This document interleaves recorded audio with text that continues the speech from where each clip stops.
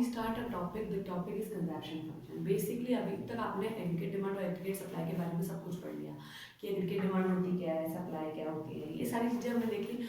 आज जो हम पढ़ने वाले हैं वो कंजप्शन फंक्शन के बारे में पढ़ने वाले हैं। देखिए कि अगर आपको कंजप्शन फंक्शन समझ में आता है ना, तो सेविंग फंक्शन पढ़ने में प्रॉब्लम नहीं है। ठीक है, तो कंजप्शन फंक्शन क्या है स्टूडेंट्स? बेसिकली जो कंजप्शन और इनकम के बीच का रिलेशन है, हम कह सकते हैं the relationship between consumption and income is called consumption function. आपके इनकम का कंजप्शन से कैसा रिलेशन होता है उसको हम जो है कंजप्शन फंक्शन में मेजर करते हैं। तो अगर मैं आपसे ये जनरल क्वेश्चन पूछूं कि आपकी इनकम का और कंजप्शन का कैसा रिलेशन होना चाहिए, आप इसका आंसर क्या करेंगे? 2 मिनट सोचिए कि अगर हमारी इनकम होती है तो हमारे कंजप्शन का उसके साथ कैसा बिहेवियर होगा। अगर आप ये सोचेंगे तो आपको पता चलेगा कि दोनों का रिलेशन पॉजिटिव होता है। पॉजिटिव कैसे होता है स्टूडेंट्स? की जैसे जैसे इनकम इंक्रीज होती है कंजप्शन भी वैसे वैसे ही इंक्रीज होता है। इफ अगर हमारी इनकम नहीं होती है या कम होती है तो हमारे कंजप्शन भी कम ही होते हैं।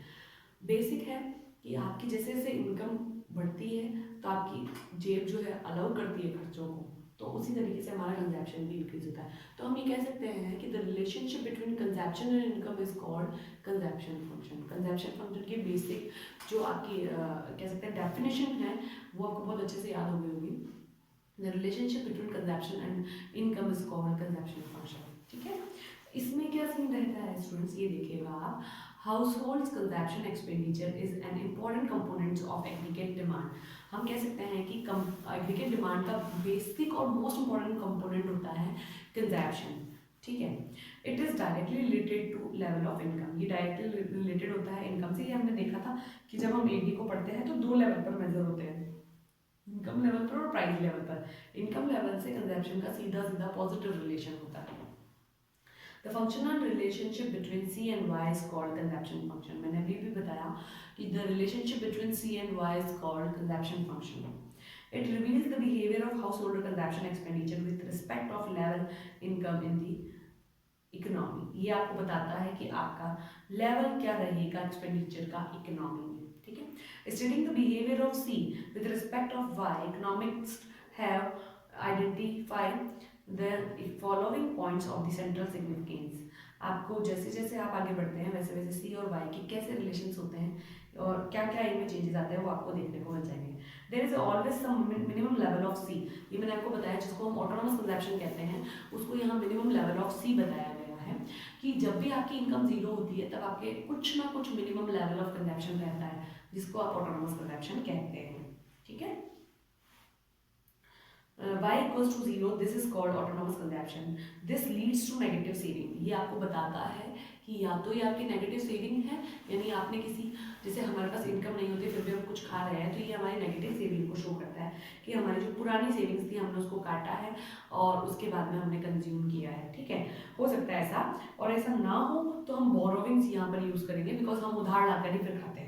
Consumption is positively related to income, rise in Y cause rise in C. आप ये देखेंगे कि कंजप्शन जो है वो पॉजिटिवली रिलेटेड होता है इनकम से। जैसे जैसे इनकम इंक्रीज होती है कंजप्शन भी इंक्रीज होता है, बस इनका लेवल जो है वो थोड़ा सा डिफरेंट होता है। बिकॉज डिफरेंट मैं ये कहूँगी कि इनकी जो इंक्रीज होने का लेवल है वो डिफरेंट है। वाई जिस लेवल पर इंक्रीज होता है सी उस लेवल पर इंक्रीज नहीं होता है।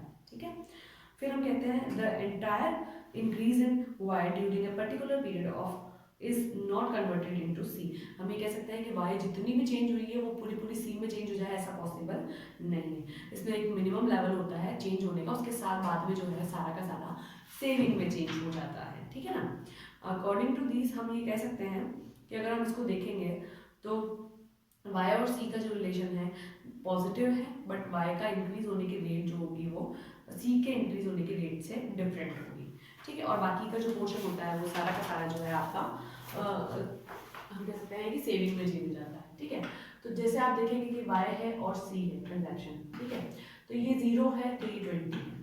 ठीक है, उसके बाद हम देखेंगे कि वाई जो है वो 20 हो गया है तो ये 25 हो जाएगा, ये 30 हुआ है तो ये 30 हम ये कह सकते हैं, सॉरी 25 हो जाएगा। उसके बाद हम यहाँ कह सकते हैं कि ये भी 30 हो जाएगा, फिर ये 40 हो गया है तो यहाँ पर जो है ये 35 होगा। तो इसके इंक्रीज होने की रेट जो है वो चेंज हो जाएगी।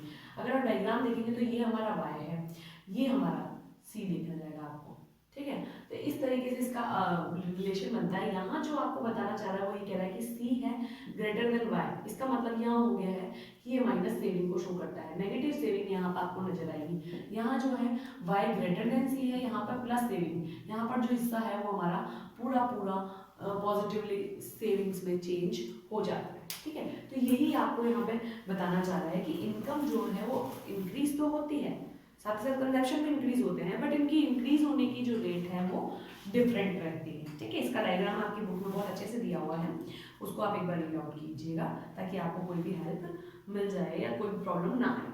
ठीक है, फिर स्लोप ऑफ कंजप्शन जो होती है ना, हम ये कहेंगे कि स्लोप ऑफ कंजप्शन फंक्शन जो होता है वो एमपीसी पे डिपेंड करता है, क्योंकि आप कंजप्शन की बात कर रहे हैं तो आप मार्जिनल प्रोपेंसिटी टू कंज्यूम की ही बात कर सकते हैं, उसके अलावा हम किसी की बात यहाँ पर नहीं कर सकते हैं। तो मार्जिनल प्रोपेंसिटी टू कंज्यूम जो है वो बेसिकली आपको बताता है कि आपकी कंजप्शन में और इनकम में क्या डिफरेंस है। तो हम ये कह सकते हैं कि MPC equals to delta C upon delta Y. आपके कंजप्शन में चेंज आने के बाद वाई में जितना भी, या वाई में चेंज होने के बाद कंजप्शन में जितना भी चेंज होता है, दिस इज कॉल्ड एमपीसी। ये बताता है कि आपकी इनकम में चेंज होने की वजह से कंजप्शन में चेंज हुआ है, और ये बता देता है कि कितना चेंज हुआ है और कितनी ही आपकी इनकम में चेंज हुई है। अगर आप इस डायग्राम के थ्रू इसको देखने की कोशिश करेंगे तो आपको यहाँ पर भी पता चल ही जाएगा कि आपके जो है कंजप्शन में किस तरीके से डिफरेंस आए हैं। ठीक है, ये जो हमारा सी कर्व है ना, इसके मान लीजिए इस पॉइंट पे होते हैं या इस पॉइंट पे होते हैं, तो ये पॉइंट जो है वो आपको बताता है कि आपका इनकम का लेवल जो है वो चेंज हुआ है। क्यों हुआ है? ये इतना आपने जो है कंजप्शन चेंज किया, इतनी इनकम चेंज होने की वजह से। ठीक है, तो ये जो है हमारा स्लोप ऑफ कंजप्शन फंक्शन हो जाता है। ठीक है, इसके बाद जो है आप एपीसी और एमपीसी जो है उसमें हम डिफरेंस को देखेंगे। अगर आपको इससे रिलेटेड कोई भी प्रॉब्लम आती है तो आप पूछ सकते हैं। Okay, thank you students.